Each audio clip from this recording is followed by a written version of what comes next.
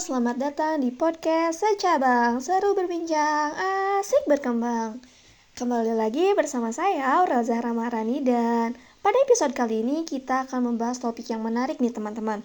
Topiknya mengenai konsep dasar perkembangan. Namun tentunya hari ini saya tidak sendiri, saya ditemani oleh 3 narasumber yang kece-kece nih teman-teman. Baik, Akang Teteh, boleh nih sapa pendengar kita hari ini. Siapa tahu kan ya, abis ini ada ilmu yang bermanfaat ya teman-teman. Nih narasumber pertama kita nih, ada siapa nih Teh? Silakan perkenalkan dirinya.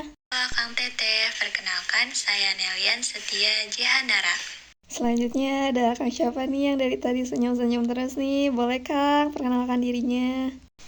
Hai semuanya, saya Fajar Ajani. Semoga diskusi kita ke depan ini bisa memberikan wawasan yang berharga.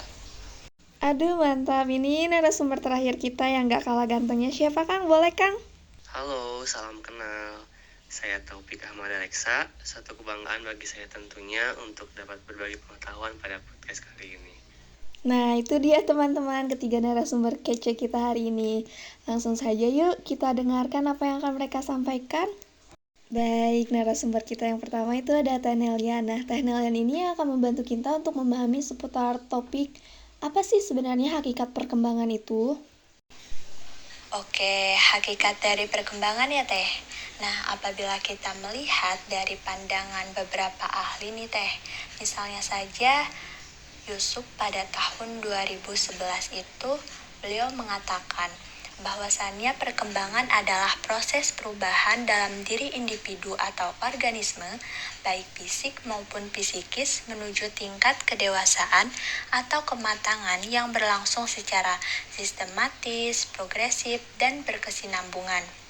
Nah, ada lagi nih dengan definisi lain, Yusuf dan Sugandi pada tahun 2018 menyebutkan bahwa perkembangan itu merujuk kepada perubahan sistematik tentang fungsi-fungsi fisik dan psikis. Jadi perkembangan ini memang berfokus pada fungsi-fungsi fisik dan psikisnya. Nah, jadi Akang Teteh, pada hakikatnya perkembangan adalah perubahan ke arah yang lebih maju. Adapun hakikat ini sendiri dapat dilihat dari 3 konsepsi nih. Yang pertama ada konsepsi asosiasi dan neo-asosiasi. Yang kedua ada konsepsi gestalt dan neo-gestalt. Dan yang terakhir ada konsepsi sosiologisme.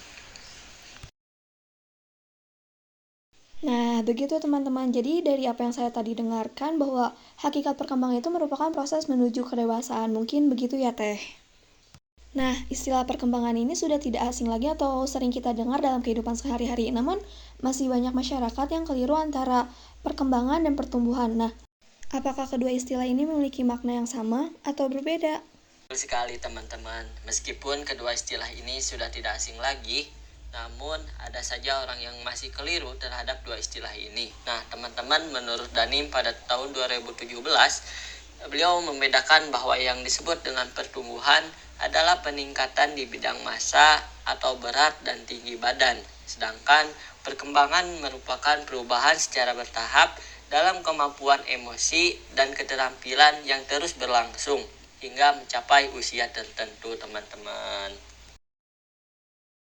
Wah, ternyata berbeda ya Kang kedua istilah ini. Nah, buat teman-teman jangan sampai tertukar lagi ya apa itu perkembangan dan apa itu pertumbuhan. Tadi saya dengar bahwasanya perkembangan itu mempunyai aspek-aspek yang sangat kompleks. Bisa dijelaskan Kang, aspeknya apa saja? Tentu bisa dong. Nah, kali ini saya akan menjelaskan mengenai aspek-aspek perkembangan. Langsung saja ke yang pertama, yaitu aspek fisik.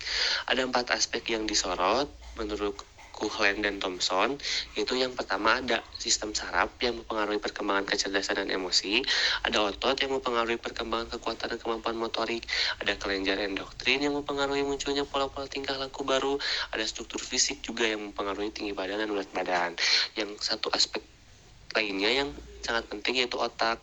Karena perkembangan otak yang positif dapat mempengaruhi baik terhadap aspek lain, begitupun sebaliknya.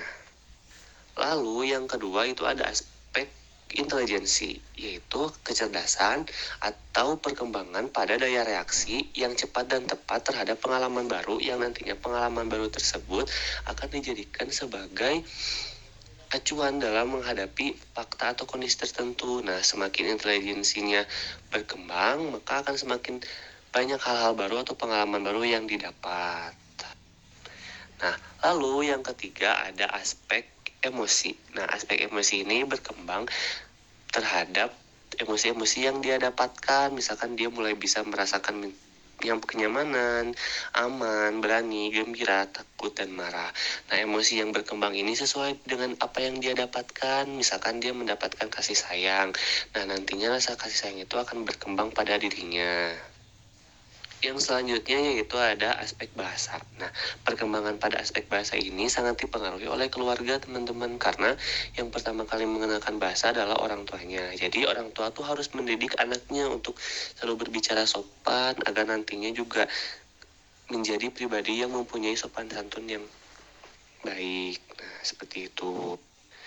Lalu ada perkembangan pada sosial. Nah, perkembangan itu adalah proses belajar seseorang untuk menyesuaikan diri dengan lingkungannya, seperti norma-normanya, aturan-aturannya, moral, tradisi. Nah, pastinya lingkungan pertama itu pasti dari keluarga, lalu nantinya itu akan terjun ke lingkungan luar, seperti teman sebaya, masyarakat gitu teman-teman. Maka keluarga itu harus membawa positif, agar nanti ke lingkungan luar juga menjadi hal yang positif. Lalu selanjutnya ada aspek bakat, yaitu kemampuan yang dimiliki sejak dia lahir. Nah, perkembangan ini tuh harus didorong dengan dukungan-dukungan orang sekitar agar kemampuan yang dia miliki semakin berkembang dan nantinya akan berbuah hasil yang matang, teman-teman, seperti itu. Jadi bisa berkembang dengan sangat signifikan. Wow, banyak sekali ya ternyata teman-teman aspek perkembangan ini. Terima kasih Kang Taufik, penjelasannya yang sangat jelas. Nah, tidak jarang sekali ya kita melihat perbedaan pada perkembangan setiap individunya seperti emosi anak yang berbeda-beda. Sebetulnya, apa sih faktor yang melatar belakangi perbedaan-perbedaan tersebut? Nah, betul sekali Teh Aurel. Akang teteh semuanya perlu kita pahami ya bahwa perkembangan pada setiap individu itu akan berbeda-beda. Ternyata hal ini tuh dikarenakan ada beberapa faktor yang mempengaruhi. Yang pertama itu ada yang namanya faktor genetika atau faktor keturunan yang diturunkan dari gen-gen orang tua kandungnya. Nah, baik itu fisik maupun psikis. Misalnya dalam fisik itu postur tinggi badan ataupun kemiripan wajah. Sedangkan untuk psikis atau kepribadian dan sifat-sifat, misalnya nih, orang tuanya itu pendiam, maka anaknya akan cenderung pendiam. Ada lagi nih faktor yang tidak kalah penting, yaitu faktor lingkungan. Jadi maksudnya bias atau pengaruh dari lingkungan keluarga ataupun lingkungan sekolah maupun masyarakat. Baik, terima kasih Teh Nelian atas informasinya. Tadi ada satu reminder yang mengingatkan saya bahwasanya kecepatan perkembangan individu itu berbeda satu sama dengan yang lainnya. Jadi kita sebagai orang tua nantinya jangan kok anak si ini mah umur segini belum bisa ngomong atau gimana. Nah, karena setiap individu itu perkembangannya berbeda-beda. Nah, selanjutnya yang terakhir but not least, tidak kalah pentingnya setelah berbagai penjelasan sebelumnya, lalu apa sih yang menjadi prinsip dari perkembangan itu sendiri? Prinsip-prinsip perkembangan mempunyai beberapa poin yang perlu kita perhatikan.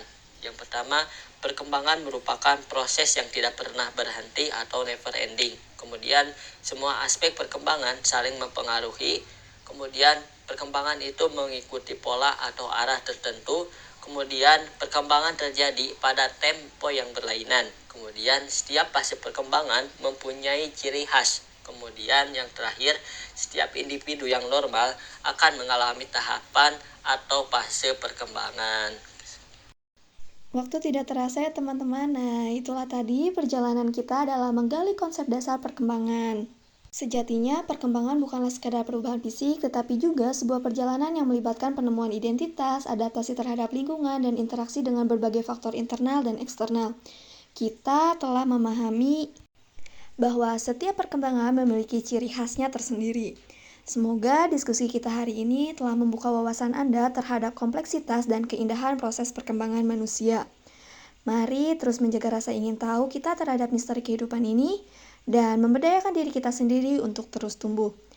Jangan lupa untuk berlangganan podcast kami agar tetap terhubung dengan topik menarik lainnya. Terima kasih atas waktu dan perhatian Anda. Sampai jumpa di episode selanjutnya.